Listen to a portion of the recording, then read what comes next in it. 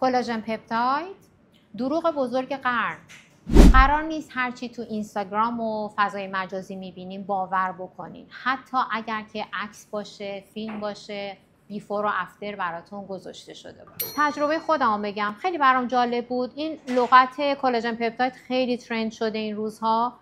دوست داشتم ببینم واقعا چیه. رفتم توی یکی از این پیجایی که بیوتی هم هستش و اگر دقت بکنید فقط همین پیج‌های بیوتی که غیر علمیه و غیر پزشک داره اونها رو به اصطلاح هدایت میکنه میان این کلاژن پپتاید رو راجبش مانور میدم.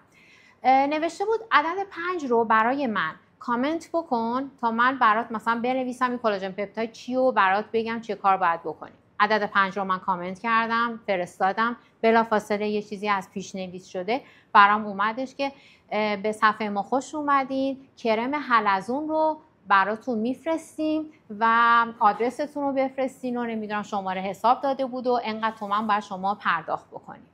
حالا عکس‌ها رو وقتی شما میبینی که واو، یه خانم 60 ساله رو کرده یه خانم 20 ساله با کلی ادیت و فیلتر و آرایش و شدیداً این قضیه جا افتاده که کلاژن پپتاید میتونه شما رو سالیان سال جوونتون بکنه. شما حتی با جراحی پلاستیک هم نمیتونی انقدر تغییر بکنی. پس خواهشاً هر چیزی رو تو این فضای اینستاگرام و فضای مجازی باور نکنی. ممنون از شما.